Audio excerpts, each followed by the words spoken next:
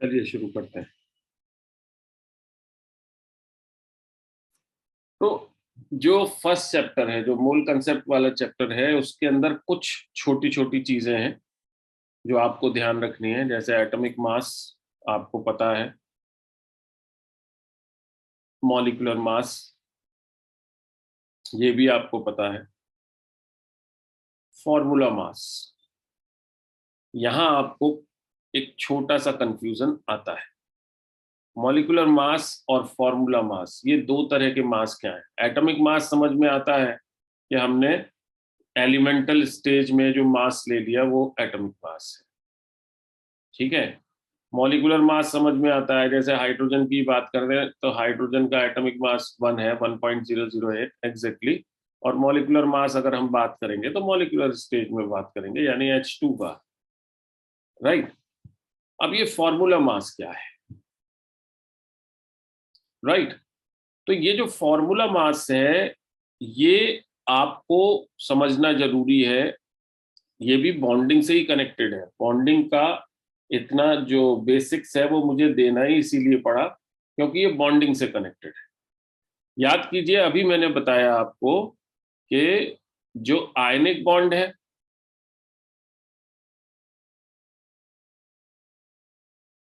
ये कैसा है, नॉन डायरेक्शनल, नॉन स्पेसिफिक। और जो कोवेलेंट बॉन्ड बताया, ये कैसा है, डायरेक्शनल भी है और स्पेसिफिक भी है, राइट। तो यहां आपको जो समझ में आना चाहिए वो क्या आना चाहिए कि कोवेलेंट कंपाउंड का मास अगर हम निकाल रहे हैं तो वो मॉलिक्यूलर मास कहा जा रहा है। सपोज हमसे कहा जाए C6H12O6। कोवेलेंट कंपाउंड के केस में क्या है कि एक मॉलिक्यूल जो है ये वेल डिफाइंड है, तो वहां हम मॉलिक्यूलर मास आसानी से निकाल पा रहे हैं। But if we look at the molecules like NaCl, तो NaCl के केस में जैसे मैंने आपको बताया कि एक सोडियम आयन है, इसको सराउंड करते हुए बहुत सारे क्लोराइड आयंस हो सकते हैं। It is not at all necessary कि जैसा हमने फॉर्मूले में लिखा है वैसा ही हो, एक Cl ही सराउंड कर रहा हो। ठीक इसी तरह से जो सिचुएशन हो सकती है वो क्या हो सकती है कि एक Cl आयन हो, इसको सराउंड करते हुए बहुत सारे सोडियम आयंस हो सकते हैं। तो यहां साइंटिस्ट के सामने जो समस्या आई वो क्या आई कि भाई अब इसके केस में मॉलिक्यूल किसको मानेंगे, इसको मॉलिक्यूल मानेंगे या इसको मॉलिक्यूल मानेंगे। और दोनों केसेस में जिसको भी मॉलिक्यूल माने मासेस डिफरेंट आएंगे। यहाँ इतने सारे सोडियम है उसके साथ क्लोराइड आयन है एक, और यहाँ इतने सारे क्लोराइड आयन है उसके साथ एक सोडियम आयन है। तो सर्टेन सी बात है, जो जिसको भी मॉलिक्यूल मानेंगे उसी के हिसाब से मॉलिक्यूलर मास आएगा। तो इस डिस्क्रिपेंसी को देखते हुए IUPAC ने डिसाइड किया कि for ionic compounds the term molecular mass is inappropriate. जो आयनिक कंपाउंड्स हैं इनके लिए मॉलिक्यूलर मास नाम का टर्म इनअप्रोप्रिएट है। उस पर्टिकुलर केस में इट इज बेटर कि हम इनके लिए एक नया टर्म यूज करें and that is formula mass. Formula mass का मतलब फॉर्मूले में जिस तरह से ये मॉलिक्यूल दिखाई दे रहा है हम उसी तरह से इसका मास ले लें। यानी instead of going for this और दिस, इन दोनों को ही उन्होंने डिस्कार्ड कर दिया और बोला गो फॉर दिस। ऐसा मान के चलिए कि इधर एक सोडियम आयन और एक क्लोराइड है, और इसी के अकॉर्डिंग हम वास्तव में जो मास है वो निकालते भी हैं। ठीक, आपसे अगर कहा जाए, मैं बोलूं कि कैल्शियम हाइड्रोक्साइड का मास निकालो, तो कैल्शियम हाइड्रोक्साइड भी आयनिक कंपाउंड, तो आप फॉर्मूले पर रिलाय करते हैं, राइट। मैं आपसे बोलूं NaOH का मास निकालो, तब भी आप ऐसा ही करोगे। मैं बोलूं FeCl3, तब भी आप ऐसा ही करोगे, फॉर्मूले पे जाओ। ये फॉर्मूला, लेकिन आपको ध्यान रखना है कि this formula is not the actual molecule, और यही चीज सॉलिड स्टेट का बेस भी है, आपको ये ध्यान रखना है, राइट। अगली कैटेगरी जो मासेस में आती है, ये बड़ी इंपॉर्टेंट है, equivalent mass. Equivalent mass means किसी पर्टिकुलर एलिमेंट या कंपाउंड का molecular mass in equivalence with something, right. अब वो समथिंग क्या है? उस समथिंग को कॉमन वे में हम क्या कहते हैं? N factor, right. For example, अगर हम बात करें Na2CO3, Na2CO3 का मॉलिक्यूलर मास और इक्विवेलेंट मास अलग अलग है।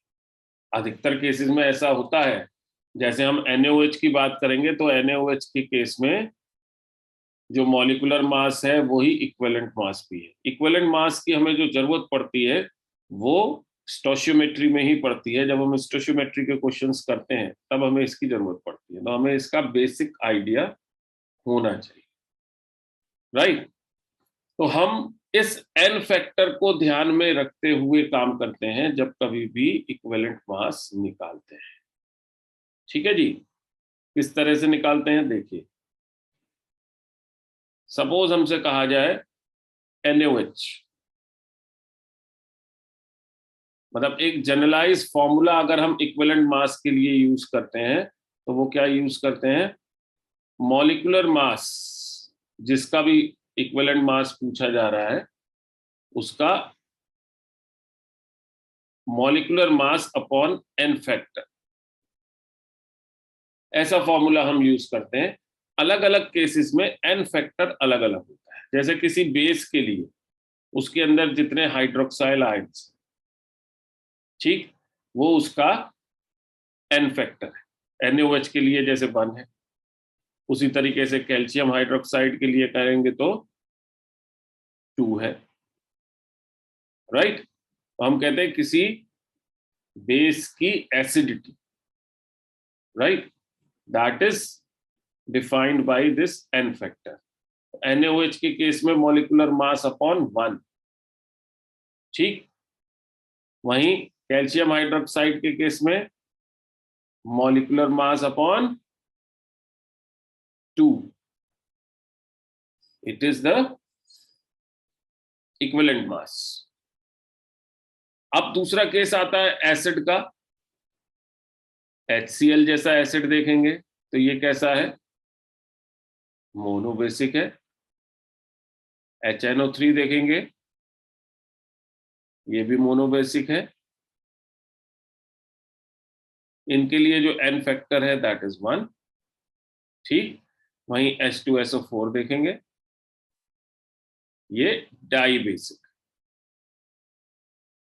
मोनोबेसिक, डाई बेसिक, ये जो वर्ड हैं ये आपकी समझ में आना चाहिए। मोनोबेसिक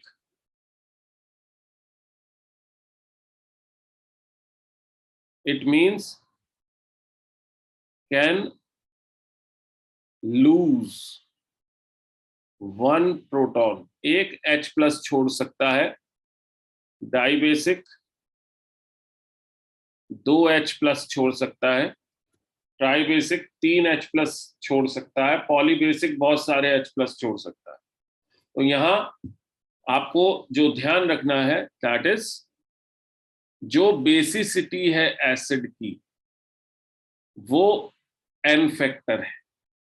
यानी एसिड्स के केस में, ये तो आपने बेस का केस देखा था, वहां एसिडिटी थी यानी जितने OH ग्रुप्स थे। एसिड के केस में जितने H+ वो छोड़ सकता है, ठीक। तो H2SO4 का जो इक्विवेलेंट वेट हो गया या इक्विवेलेंट मास हो गया, that is molecular mass upon 2, इसका n फैक्टर 2 है। इनके केसेस में मॉलिक्यूलर मास अपॉन 1। अब आता है सॉल्ट, Na2CO3 जैसा सॉल्ट। तो किसी भी सॉल्ट में जब हम देखेंगे तो सॉल्ट के कैटायन पर जो चार्ज है वो उसका n फैक्टर बताता है, ठीक है।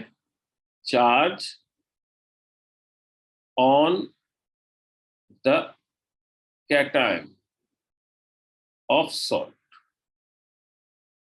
Na2CO3 में जैसे हमें दिखाई दे रहा है 2 सोडियम आयंस, ओवरऑल चार्ज कितना हो गया 2, तो मॉलिक्यूलर मास अपॉन 2 की यहां पर बात, राइट। अब इसके बाद रिडॉक्स से इसको कनेक्ट करते हैं, KMnO4 इन एसिडिक मीडियम। जब हम KMnO4 को एसिडिक मीडियम में देखते हैं तो इसका जो ऑक्सीडेशन स्टेट है, ऑक्सीडेशन स्टेट में चेंज आता है +7 से +2 का, राइट। यानी जो ऑक्सीडेशन स्टेट में चेंज है वो कितनी यूनिट्स का है, 5 यूनिट्स का है। तो एसिडिक मीडियम में KMnO4 का जो इक्विवेलेंट वेट होगा that will be molecular mass divided by 5।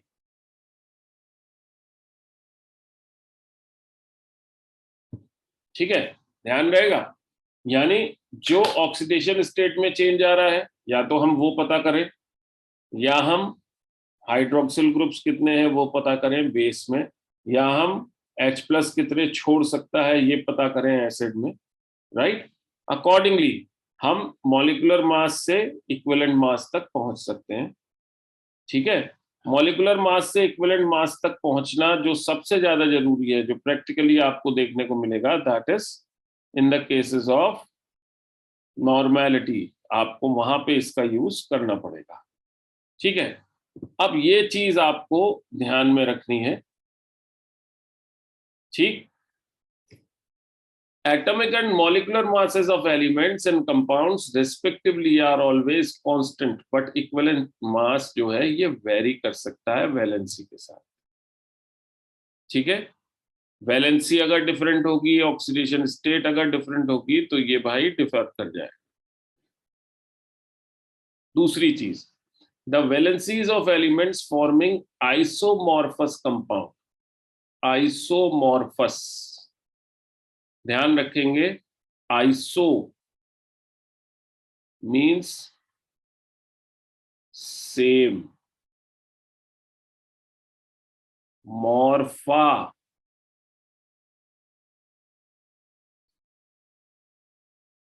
Means structure. तो आइसोमॉर्फस यानी जिनका स्ट्रक्चर सेम हो, isomorphous, right? So the valencies of elements forming isomorphous compounds, ठीक, constitute basically the chemical formulae, इनके हम सेम लेकर के चलेंगे।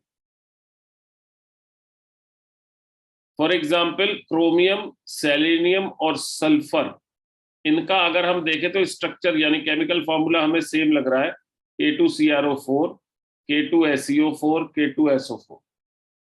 इस केस में वैलेंसीज भी सेम होंगी, हम ये कहने की कोशिश कर रहे हैं, राइट। ओके, थोड़ा सा आगे चलते हैं, एक छोटा सा सवाल देखते हैं जो जेई में आया हुआ है। ये परसेंटेज कंपोजिशन का सवाल है। परसेंटेज कंपोजिशन जो मोल वाला चैप्टर है, इसमें दूसरी इंपॉर्टेंट चीज है, mass percentage of nitrogen in histamine is. ये हिस्टामीन का स्ट्रक्चर जो कि एग्जाम में दिया हुआ नहीं था, आपको मैंने बता दिया। इसमें परसेंटेज कंपोजिशन निकालना है और ये इंटीजर टाइप में आया हुआ सवाल है, ठीक है। तो यहाँ टाइम तो बहुत ज्यादा वेस्ट नहीं करूंगा, बस हल्का सा एक आइडिया दूंगा आपको। करने का बहुत सिंपल सा तरीका है, दिखने में सवाल जैसा मैंने शुरुआत में भी बताया था कि कंपटीशन में जो क्वेश्चंस आते हैं वो डिफरेंट होते हैं, डिफिकल्ट नहीं होते। परसेंटेज कंपोजिशन का सवाल है, दिखने में बहुत आसान, लेकिन यहाँ डिफिकल्टी लेवल 1। हिस्टामिन का फॉर्मूला जिसे मालूम है सिर्फ वही सॉल्व कर सकता है। हिस्टामिन का फॉर्मूला आपके बायोमोलिक्यूल्स वाले चैप्टर में दिया हुआ है, राइट। तो जिसको ये फॉर्मूला नहीं मालूम वो बेचारा नहीं कर सकता। दूसरा, परसेंटेज कंपोजिशन का जिसे आइडिया नहीं है वो नहीं कर सकता। तो इसमें हालांकि दिखने में बहुत सिंपल लगने वाला सवाल है, लेकिन वास्तव में थोड़ा सा डिफरेंट कर दिया, बच्चे के सोच के हिसाब से इसको साइकोलॉजिकल ट्विस्ट दे दिया। ठीक है, सवाल कितना जरा सा है, देखिए। अगर हम इससे मॉलिक्यूलर फॉर्मूला निकालते हैं तो ये मॉलिक्यूलर फॉर्मूला है, ये मॉलिक्यूलर मास है। उसने पूछा है percentage of composition of nitrogen. इस मॉलिक्यूलर मास में 3 नाइट्रोजन मॉलिक्यूल्स हैं, ठीक है। यानी 111 में 42 ग्राम या 42 यूनिट्स जो है दैट इज नाइट्रोजन, 111। तो इसका परसेंटेज सिर्फ आपको निकालना है, इतना आसान सवाल।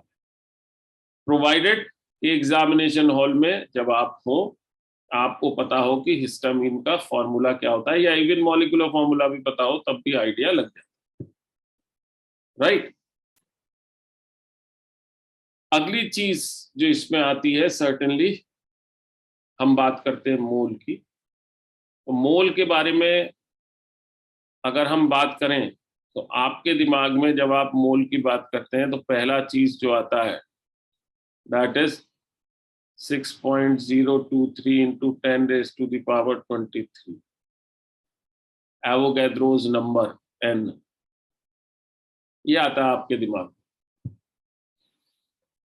अब ये आपको ध्यान रखना है कि सिर्फ यही मोल नहीं है, सिर्फ इतना ही मोल नहीं है, ये आपको ध्यान में रखना है, ठीक है ना जी। क्लियर है? मोल क्या है? अगर आप कोरिलेशन की बात करते हैं तो कोरिलेशन की बात आपको ध्यान में रखनी, ठीक है। मोल को जब हम देखते हैं तो मोल इस तरह से कनेक्टेड है, देखिए। एटॉमिक मास इन ग्राम्स, दूसरा मॉलिक्यूलर मास इन ग्राम्स,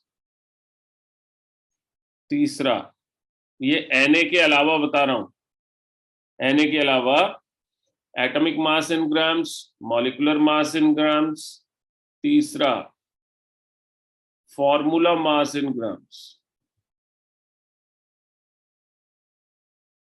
ठीक है। और चौथा वॉल्यूम एट एनटीपी या एसटीपी।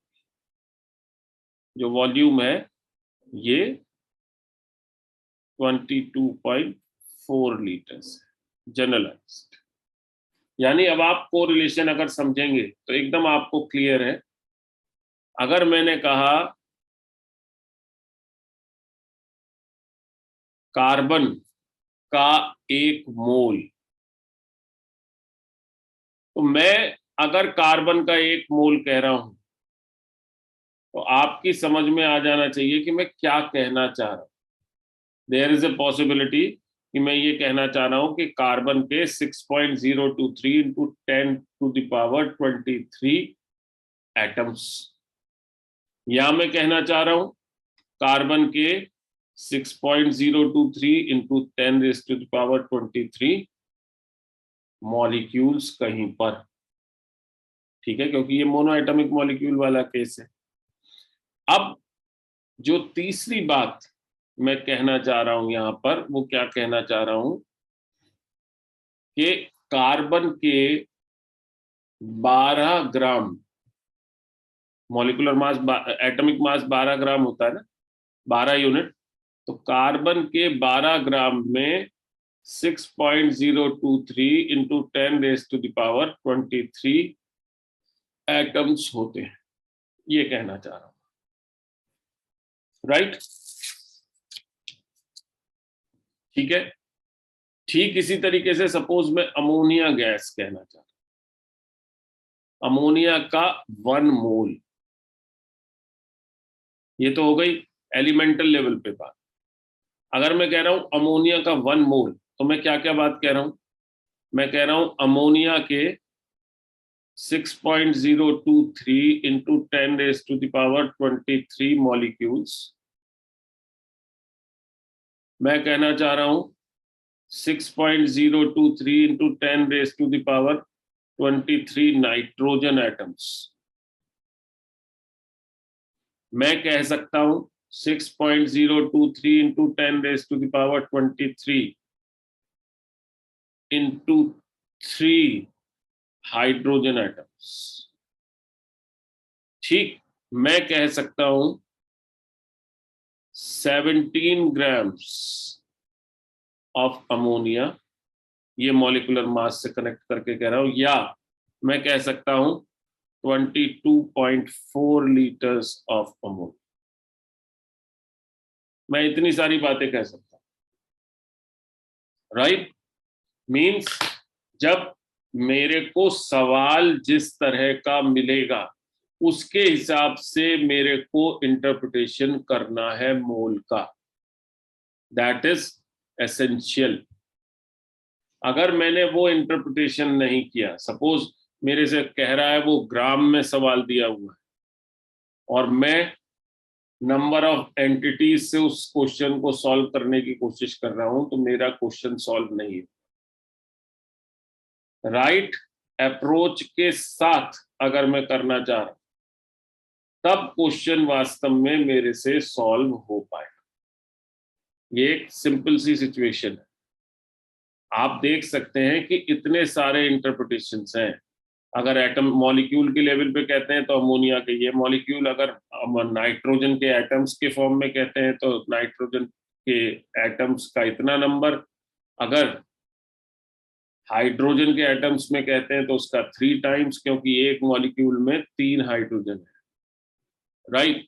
अगर हम मॉलिक्यूलर फॉर्मूला के टर्म्स में कहते हैं, मॉलिक्यूलर मास के टर्म्स में, तो इट इज 17 ग्राम्स, और अगर हम गैसियस टर्म्स में कहते हैं तो it is 22.4 litres of ammonia. ठीक है, तो हमें ये इंटरप्रिटेशंस दिमाग में रखने पड़ते हैं जब कभी भी हम मोल से रिलेटेड जो कंसेप्ट है उन कंसेप्ट को समझना चाह रहे हैं, राइट? देखिए क्या क्या कंसेप्ट है मोल से रिलेटेड। मोलैरिटी, नॉर्मली हम क्या बोलते हैं? Molarity, number of moles in 1 liter of solution, number of moles of solute in 1 liter of solution, right? दूसरा मोलैलिटी, यहां पर हम बोलते हैं number of moles of solute in 1 kg of solution. ठीक है,